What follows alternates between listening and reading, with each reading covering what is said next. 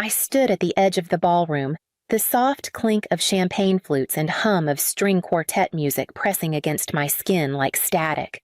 The air smelled like roses and money. I tugged at the seam of my black dress, not out of discomfort, but out of habit, an old reflex I hadn't shed. Even after 21 years of wearing tactical vests and walking into rooms with my weapon drawn, I hadn't planned to come. 3 days ago, I was in Bogota. Before that, Lima. The operation was supposed to last another week, but Martinez had pulled me aside with a look that said it wasn't a suggestion. "You've been running on fumes and protein bars for 18 months. He told me, "Take the weekend. Go see your family. Let them see you." I didn't tell him they never really looked. So here I was at Caleb's wedding, watching my father work the room like the insurance salesman he once was and would always be in spirit. He slapped backs, told punchlines with too much volume, and bragged about his golden son like Caleb had just been handed the keys to the Oval Office. "And this one," Walter said, his arm sweeping toward me as I approached the table. "This is Elira. She works in security or something. Government stuff. Nothing dangerous." Laughter. Light. Polite. But cutting. My father's smile was wide, his tone dismissive. Effortless. I nodded, said nothing. Just like I had when he called my deployment volunteer work or my DEA badge something you probably got in DC after filling out a form. There was a time I would have corrected him. There was a time I would have needed to. Now. I just watched. His hand gripped Caleb's shoulder, knuckles tight with pride. This guy. He boomed. 6-figure salary, corner office, company car. Makes a father proud. My glass was half full. My stomach was empty. My silence was full of weight. I didn't flinch when he said it. I just let the words sit in the air. Untouched. They weren't true, but they'd been said so many times. They might as well have been a second gospel in this family. I turned toward the bar, away from the applause and the bright chandeliers, and felt my phone buzz in my hand. 3 days earlier, the air in the Colombian jungle was thick with tension. My earpiece crackled as I crouched behind a rotting tree trunk. Eyes locked on the compound through the green haze. The operation had been in motion for over 18 months. We had one chance to make it clean, one mistake, and we'd be pulling body bags out by sunrise. "Go," I said into the mic. Steady. The team moved like muscle memory precise. Silent. Lethal. Within minutes, the gate was breached, the guards disarmed, the intel rooms secured. I was second through the door. Gun drawn. No hesitation. The cartel leader was in the rear office. We found him trying to burn files his last. Desperate move before the cuffs closed around his wrists. No bullets fired, no agents harmed, exactly as I'd planned it. Later. As the chopper lifted us over the canopy, I finally let myself exhale. $2 billion in assets seized. 37 arrests. 0 casualties. The most successful operation I'd led. And maybe the most important one of my career. Back at the Bogota safe house, Martinez handed me a cold bottle of water and studied my face for a long second. He'd been my superior for over a decade. But tonight, he looked at me like something had shifted. "You need to go home," he said. "I've still got the debrief Elira. That's an order." I didn't argue. I just waited. He leaned forward. "You've spent 2 years in safe houses and surveillance vans. You've earned a weekend. Go to the wedding. Let them see you." I almost told him it wouldn't matter, that I could walk in wearing body armor and dragging a cartel leader behind me, and they'd still ask if I'd thought about going back to school. But I didn't say it, because the truth was simpler. They never asked. They didn't want to know what I did. Not really. Not when it didn't fit the version of me they'd already written. Elira the dropout. Elira the quiet one. Elira who never quite lived up to Caleb. So I packed a bag, booked the flight, and arrived in Atlanta with 2 things in my suitcase. A dress I didn't care about and 21 years of work no one there would believe. I returned to my table just as the clinking of silver on glass signaled another toast. Dad stood again, already flushed from wine and attention. The microphone in his hand wasn't necessary. His voice had never needed help filling a room. "I just want to say a few more words," he began, grinning wide as Caleb and his new bride turned to face him. "My son, what can I say? Graduated summa cum laude, landed a job straight out of school, just got promoted to regional director, corner office, company car, 6 figures by 30. He's everything I ever dreamed a son could be." The room broke into soft applause. Caleb gave a sheepish smile, soaking in the moment. Dad turned slightly, hand motioning loosely toward where I sat. "And my daughter, Elira. Well, she's taken a different path. Didn't finish college, bounced around a bit. Works a government job now. I think it's security or something. It's steady. You know, pays the bills." I kept my expression neutral, my grip tightening just slightly around the stem of my glass. Aunt Lydia leaned in, her voice warm but oblivious. "It's sweet you came. I heard you're a guard now, must be exciting. In its own way." I nodded once, not trusting myself to speak. Years of tactical restraint taught me how to keep my body still when every nerve screamed. I didn't flinch. I didn't correct. I simply looked past her. My gaze found the TV screen behind the bar, still muted, still playing a highlight reel of the news cycle. Then my phone vibrated. I slipped it from my purse, glanced down. Martinez, turn on CNN. Now. I rose quietly and made my way across the ballroom, weaving through tables without making a ripple. No one noticed. No one ever really did. The bartender was drying glasses when I reached him. I tapped the bar once. "Channel 7, please." He grabbed the remote without a word. The screen changed. A newscaster appeared, grave and composed. Behind him, images of armed raids, handcuffed men, and stacks of seized weapons flashed in sequence. Then my name appeared on the screen, and the face that filled it was mine. The footage rolled in slow. Deliberate sequence, first the aerial shot of the compound, then helmet cam clips from agents breaching doorways, followed by a table piled high with weapons, cash, and bricks wrapped in plastic. The news anchor's voice cut through the hum of the hotel lobby in a landmark international operation led by the DEA. Over $2 billion in narcotics and assets were seized from the Serrano cartel. Dozens arrested. Key leadership dismantled. Then, my photo appeared. I wasn't smiling in it. Official DEA headshot, plain backdrop, neutral expression, the kind of face that didn't blink under pressure. Elira Vaughn. The anchor continued. Special agent in charge for South American operations. Is credited with coordinating Operation Deep Lantern, the most successful anti-narcotics initiative in over a decade. The bartender paused his glass drying and stared up at the screen. Then back at me. "No kidding," he said under his breath. A couple seated nearby glanced over. The man raised his eyebrows. The woman nudged his arm and whispered something I didn't catch. I stayed still. Didn't blink. I'd seen my name on classified briefings, on arrest warrants, on federal reports. But never like this. Never out in the open. Leading a multi-agency task force. The anchor continued. Vaughn's intelligence protocols have since been adopted by multiple federal departments. Sources say she is a top candidate for DEA administrator once Director Martinez retires next year. I exhaled slowly. Not at the words. At the years they didn't say. The hotel lobby doors opened behind me. Heels clicked across the marble. I didn't need to turn. Elira Aunt Lydia's voice. Light and confused. "Oh, there you are. I wondered where you slipped off to." She stepped beside me, following my gaze toward the screen, just as it shifted to aerial footage of the jungle raid. She clucked her tongue. "Awful. Isn't it all that drug mess? Thank goodness you've got a safe job. I feel for those poor agents who have to do this kind of thing." I almost laughed. 3 days ago, I was dangling from a helicopter, boots first into that compound. I just nodded. She looped her arm through mine.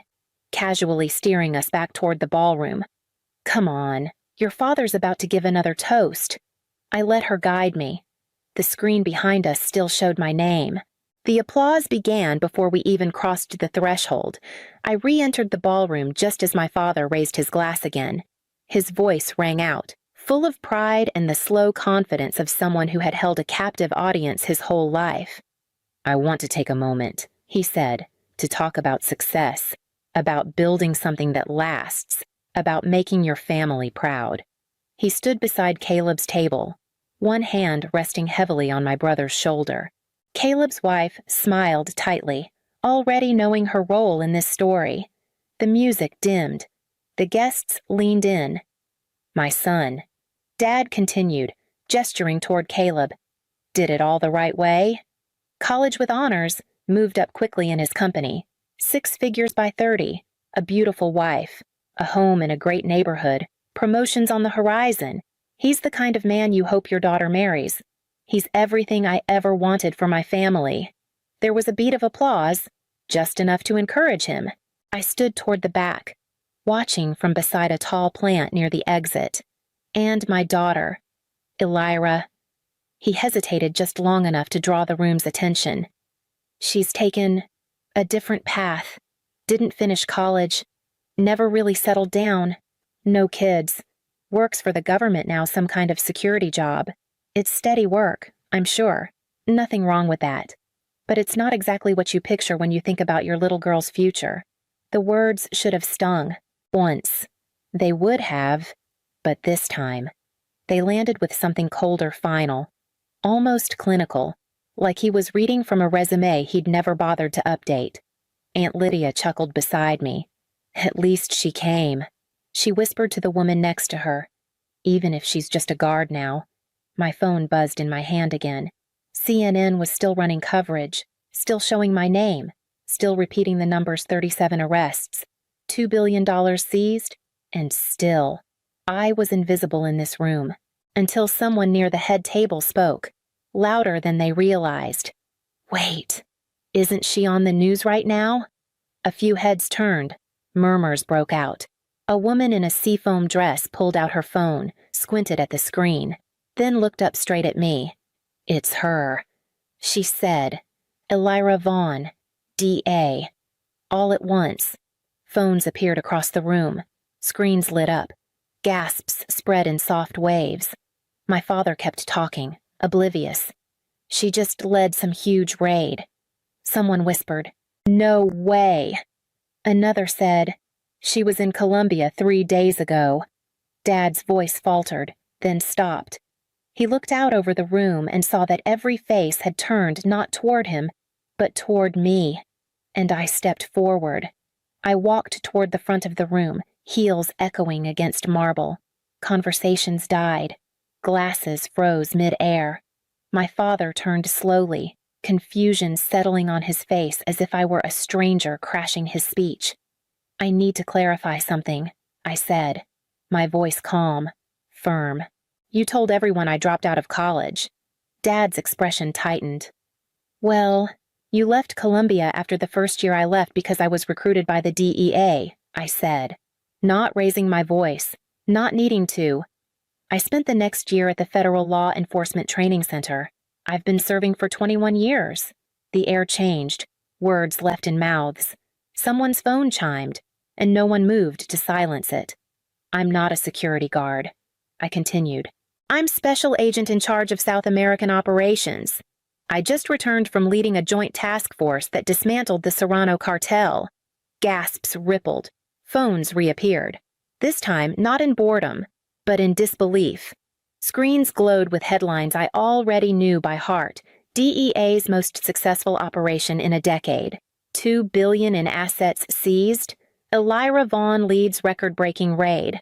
I coordinated with 5 countries, brought in 37 arrests without a single loss of life. We pulled $2 billion in narcotics off the streets, I said, scanning the faces now locked on me. That's what I've been doing while you were telling people I couldn't finish school, at one of the tables. A woman turned her phone toward her husband. It's really her, she whispered. She's trending. I kept walking until I stood directly across from my father, who had gone quiet, champagne glass trembling in his hand. "You talk about success." "Dad," I said, "you talk about dreams. But you never once asked what mine were. Never once asked what I was building." His mouth opened, but no sound came. "My work speaks for itself. I protect lives. I serve this country, and I don't need your permission to be proud of it." A silence settled, not awkward, but reverent. I turned toward Caleb. "Congratulations," I said softly. "I hope your marriage brings you joy." And then I turned back to the room. I've spent 2 decades serving in silence. Tonight, I decided to speak. Phones flashed, eyes followed me, and for the first time, they weren't seeing the girl my father described. They were seeing me. The moment hung in the air, suspended like a breath that no one dared release. My father stood frozen, his hand still wrapped around the stem of his champagne flute until it slipped through his fingers. The glass shattered against the marble floor, sharp and sudden. A gasp rippled through the guests as silence swallowed the room whole. Walter Vaughn had finally run out of words. I didn't flinch. I simply looked at him, the man who had shaped the narrative of my life for everyone else in this room. The man who decided long ago what version of me he could accept. And for once, he had nothing to say. "You talk about success like it only comes in one form," I said quietly, "like a house or a title or a wedding photo." My voice didn't shake, my hands didn't tremble. "I don't have to define my work." "Dad, it already speaks for itself." He opened his mouth, closed it again. I watched the color drain from his face. I turned slightly, my gaze finding Caleb. He looked stunned, but not angry, maybe even a little ashamed. He gave a slow, uncertain nod. I returned it. "Caleb," I said. "Congratulations." "Truly." He managed a faint. "Thank you." But it came out as a whisper. That was enough. I stepped back from the head table, heels clicking gently, deliberately. With each step, the ballroom seemed to quiet further. The applause never came, but neither did the mockery. Just silence and eyes, all of them watching, listening, processing. As I reached the exit, I placed a hand on the tall glass door, ready to leave the room and the version of me they had always clung to behind. Then I heard him. "Elira, wait." I stopped, not turning. "I'm sorry," my father said, his voice hollow, unfamiliar, for once. It didn't come from his chest, but from somewhere smaller. I stood there for a beat, letting it settle. Then I said, "I know." And I walked out. The night air outside was crisp, cool against my skin like a quiet absolution. I walked without looking back, each step farther from the ballroom, farther from the version of me they'd clung to for so long. My phone buzzed in my hand, then again, and again. I unlocked the screen. 22 missed calls. The area codes spanned coasts New York, D.C., even international numbers. 37 new messages, agents, colleagues, old mentors. Some were simple proud of you, others more blunt. They finally saw you. Then, one from Martinez, "The president wants to meet Monday morning. Hope you got some cake." I read it twice, then once more. Slower, and I smiled. Not because of the president, not even because of Martinez, but because in a room full of people who had ignored me for decades, I'd spoken, and my voice hadn't cracked. I reached my car, the same rental I'd picked up at the Atlanta airport 2 days earlier.